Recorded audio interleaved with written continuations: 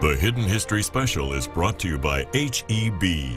No store does more than my H-E-B.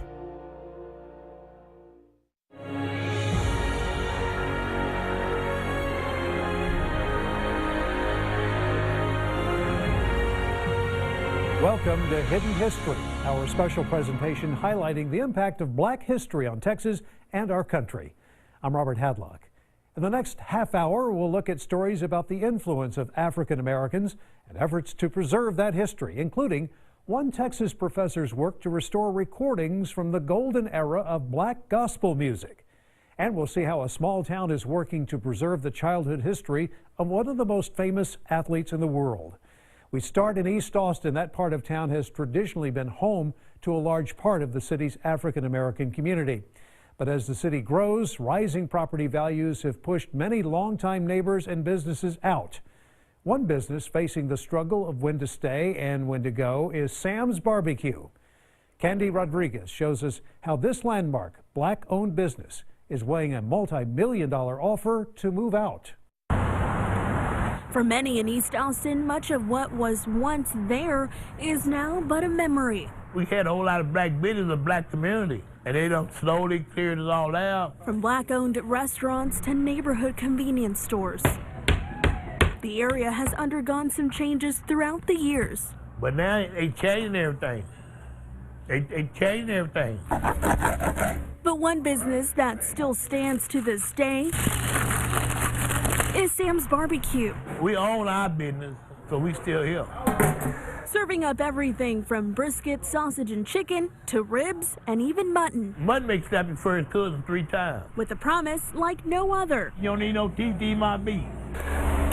The barbecue joint has been open for more than 60 years, with the Mays family taking over in 1976. My dad bought it. Since then, the restaurant has done much more than just feed the community. We family around here. A truth evident on the walls. It's so like, you know, grandma and grandpa's house style, like from the pictures on the wall. From big-time stars to locals, Sam's Barbecue is more than just another restaurant. But with it sitting on the corner of East 12 and Poquito Streets, just minutes away from downtown Austin, owner Brian May says it has drawn attention from developers. They've been trying to get me, so. Last summer, Mays announced he had been offered $3.5 million for the property. People came together in support of the longtime restaurant in fear that it would close. East Austin has a history, rich history. And, there's a lot of people moving to Austin, which is great. It's a fun town, but, they need to move here and find out what's cool about Austin. This is like one of the things we need to preserve. Then last fall, Mays says he got a new offer, $5 million. But he isn't budging, at least not yet. Have you been in business 43 years in a community? You got to love that community. They've been supporting you for 43 years, baby. You just can't give up on them. You just can't walk out on why. And just a block away from Sam's, I think East Austin is the best spot for us. Newcomers Valerie and Archie Campbell of Archie's Barbecue are hoping their dry rub will hit the spot. Our motto is quality is no accident. The Burleson County native married into East Austin. My husband grew up in East Austin. I didn't. I'm not from here. And since they parked their mobile barbecue trailer in March, she's been learning about the area's history. You got a lot of people who still live here and still remember when there used to be a theater here and these used to be clothing stores and grocery stores. They remember all that. And that's a lot of rich history for East Austin on this side of town. So I love it. But there's no denying. And they building up over here. The ever-changing landscape is a plus. And now that you can see the changes that's going on over the years, they're getting the new high-rises, they're getting the new businesses in. So the more businesses come in, the more my business is going to flourish. It's a battle many in the area have struggled with. Everything going up. The rent, property on your taxes going up. And one that could eventually claim Sam's Barbecue. Because at the end of the day, everyone has a price, including Mays. But I think it didn't make me move real fast. If I get me and my brothers $1 million piece, we out of here. We out of here. In Austin, Candy Rodriguez. The part of Austin around Sam's is still home to several places with significant ties to the city's African American community. If you head just a few blocks east on 12th Street, you'll find Downs Field. The historic baseball field opened in 1914. It was home to the Austin Black Senators ball team. Future Hall of Famers like Willie Mays, Satchel Paige, and Austin's own Willie Wells played at Downs Field. The city teamed up with community groups a few years ago to renovate the field. As part of the work, an artist created tile murals of famous athletes who once played on Downs Field. The ballpark is still in use today. It is the home field for the Houston Tillotson College baseball team. And just a few blocks southwest of Sam's, you can find the city's first public library. The George Washington Carver Library and Museum is named for the African-American scientist and inventor. It's a community gathering spot that hosts events and festivals throughout the year. The Carver Museum encompasses history and contemporary art, including a Juneteenth monument sculpture on the museum grounds. Up next on Hidden History, if we let this music disappear, future generations are going to judge us really, really harshly. how one Texan is leading a project to preserve the sounds from the golden age of black gospel music.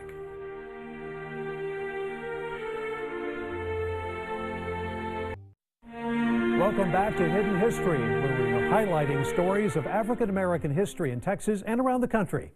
Our next story takes us up Interstate 35 to Waco. A Baylor University professor launched a project to preserve records from the golden age of black gospel music. Renee Summerhour takes a deeper dive into this one-of-a-kind restoration project. Take my hand. It's an era of music most thought to be lost forever. The golden age of black gospel music. Between the 1940s and the 1970s, the genre, a one-of-a-kind piece of black history, was slowly beginning to fade away until one Baylor professor decided to save it. Most of the music I was writing about, I couldn't hear. It wasn't available. So I met with some collectors, and we came up with the figure that about 75% of gospel music from gospel's golden age, which is, say, 1945, 1975. It is unavailable through litigation, it's in landfills, it's any number of reasons, racism. So Darden wrote about it, a call to action to save black gospel music, and a 2005 op-ed in the New York Times. And it said, if we let this music disappear, future generations are going to judge us really, really harshly. The story got the attention of businessman Charles Royce. I don't know anything about gospel. I don't know anything about you. But I've just done some research, and I think you're right. You figure out how to save it, and I'll pay for it. With the help of Royce and Baylor's digital project group, the team is responsible for digitizing, imaging, preserving, and curating the online presence of the collection. When you listen to the music, you understand how important it is to the history of this country, history of music. And due to their conditions, there's a process to bringing them back to life. So that involves rinsing off any sort of dirt or grime that's kind of built up on the record. And then once the record is ready to go, ready to be transferred, we move it to one of our turntables that can do a really good job of getting a clean transfer of the record. We actually can extract the music exactly how it sounded when it was played on a turntable, 50 years ago. With more than 14,000 items saved in digital archives, this collection is now making history. We have more gospel music than the Library of Congress. And that's why little old white Baylor in the middle of Texas provides the gospel music for the National Museum of African American History and Culture in Washington, D.C. This is an era of our history that is being forgotten, and it's an era that I've learned that it's really been impactful, not just on, the current state of music, but on the current state of our country. That was Renee Summerhour reporting from Waco. You can listen online to a lot of the music digitized by Darden's team at Baylor. A search for the Black Gospel Restoration Project will take you to the project's webpage. Darden's team is also working to save recordings of sermons from African American preachers. They started by contacting families of some of the greatest African American preachers of the last 100 years. The goal is to collect and restore audio and videotapes from those preachers. They're working now to digitize those tapes, saving those voices for future generations. An accidental discovery in the woods is a gift to a family in search of its history. Up next, we'll follow that family down a path to a long-forgotten burial ground. Welcome back to Hidden History, our in-depth look at stories of African-American history from around the country. Our next story brings us to a long-forgotten slave cemetery tucked deep in the woods of a former tobacco plantation. Morgan Wright takes us to Crownsville, Maryland for the story. Deep in the forest, sisters Wanda Watts and Shelley Evans walk in the footsteps of their ancestors. I just want to know for sure where they come from. It's one thing to know that you're from Baltimore, Maryland, but we know that our ancestry goes much further back. The two women share a frustration common to many African Americans whose ancestors were enslaved in America. As African Americans on this continent, we have no history. We begin and we end here. But thanks to a recent and accidental discovery, the sisters may have uncovered their family's hidden history on this piece of land. My 3 times great-grandmother was born here, that Thomas Burley, purchased her. Evans and Watts are the descendants of slaves who lived, worked, and may have died here on what was the Belvoir Plantation. Dr. Julie Shablitsky is the chief archaeologist with the Maryland Department of Transportation. When we first came here to Belvoir, we were initially looking for the Rochambeau encampment, which was during the American Revolution. But instead, they found slave quarters, built in the 1780s and lived in until emancipation in 1864, plus artifacts, bits and pieces left behind by the men, women, and children that worked and lived off this land. The land was a tobacco plantation, once owned by relatives of Francis Scott Key, who wrote the Star-Spangled Banner. A former resident of the property tipped Dr. Shablitsky's team off to what they thought could be a slave cemetery tucked along a ravine deep in the woods. And a lot of times when you're looking at places where people didn't have money for grave markers, such as an enslaved community, oftentimes they'll use wood or even local stones to mark the places of their loved ones. They found nearly half a dozen pieces of broken marble and stones resembling grave markers thrown around the location. But to be sure, Dr. Shablitsky brought in cadaver dogs. Once they picked up a human scent, they confirmed it was a cemetery. The sisters take comfort knowing this may be the final resting place of their ancestors. For me, it was the knowledge of them being buried someplace rather than being tossed away. But even so, they may never know for certain if their family is actually buried here at Belvoir. I'm not sure we'll be able to find that information out because, if they do something where they can extract DNA, it may not, be enough to, compare it with mine. We don't know if there are only 6 people there or a dozen or 2 dozen. We're really not going to know that unless we do some sort of an archaeological excavation to delineate the cemetery. The sisters say this has been a liberating experience. Other, relatives could be buried here, and that's what has me very excited, And I don't know if we'll ever find that out or not, but, I'm here every step of the way. The sisters' journey through this sacred ground takes them back to a darker time in our nation's history. But they are grateful that it has shed light on their family history and their heritage. In Crownsville, Maryland, Morgan Wright. In Austin, efforts to restore a cemetery chapel led to a surprise discovery. In November of 2016, archaeologists discovered bone fragments and gravestones underneath the Oakwood Cemetery chapel. The graves date back to when the cemetery was segregated, and the remains are likely those of persons of color. Workers restoring the chapel halted construction while archaeologists exhumed close to 40 sets of remains. The project continued after that, and the restored chapel reopened last August. The remains are now at a forensic laboratory to attempt identification before being reburied. Still ahead, survival after slavery. Freedmen founded a community and built a legacy. Now see how families are discovering and preserving this piece of hidden history.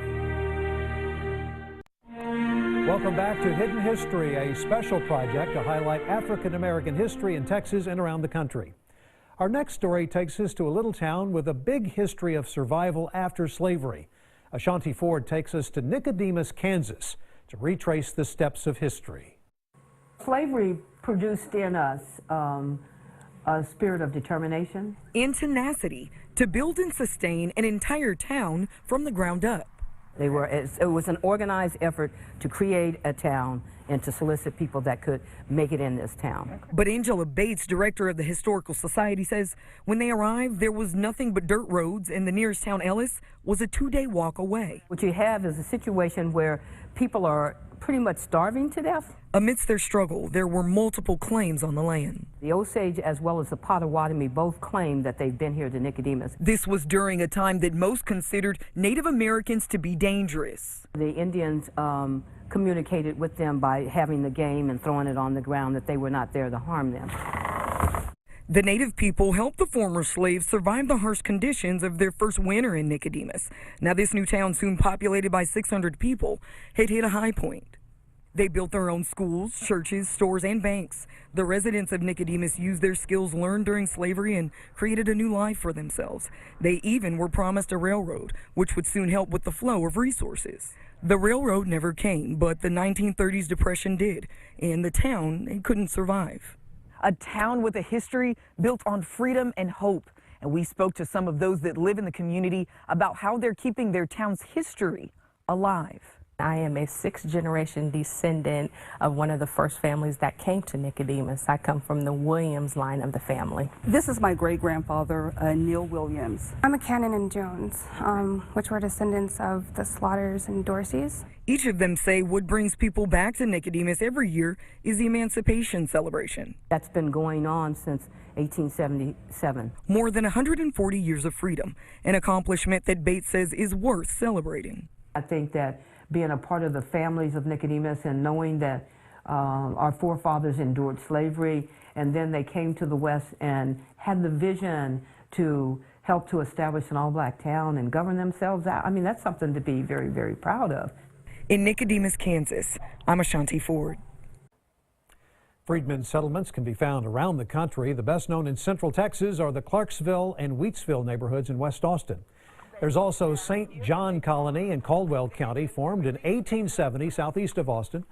Community members there hold an annual event to mark the trek founders made on horseback to create that colony. This land played host to the childhood of one of the most famous athletes in the world. How a small town is now paying tribute to Jesse Owens and working to preserve his legacy. You probably know the story of Jesse Owens and how he shattered stereotypes about athletes of color. As we highlight the hidden history of African Americans, Jack Royer takes us to a town in Alabama preserving Owens' childhood story. He was born here. He picked cotton right here where we're standing. This land looks a lot different than it did the last time Jesse Owens saw it himself. Long before the world-famous athlete heard a starter pistol, he spent 9 hard years living on this land in northwest Alabama. Welcome to the Owens family home, where a replica of his childhood home now reminds visitors that adversity never stopped Jesse Owens' will to win. The youngest of 10 children, many of them living together in a house like this, a replica on the family property. They had a hard life here. Nothing come easy for him. But winning would soon come easily for him after his family moved to Ohio, where his unheard of success at Ohio State University earned him a greater controversial opportunity. By America's black streak, Jesse Owens in the 100 meters. The world's most superb runner makes the others look as if they're walking. In front of the world, Owens embarrassed Nazi Germany. Dedicated in 1996, the museum displays the history of Owens' life for all to see, attracting thousands of visitors every year, many not realizing he was born right here in Alabama.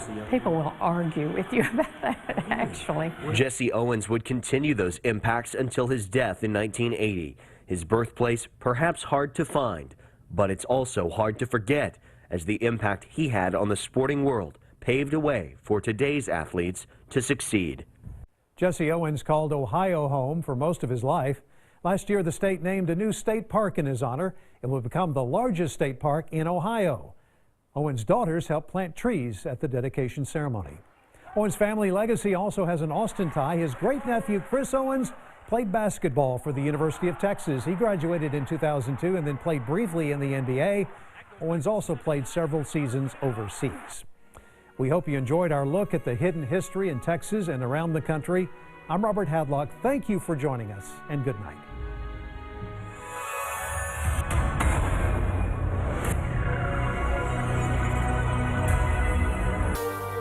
The Hidden History Special is brought to you by H-E-B. No store does more than my H-E-B.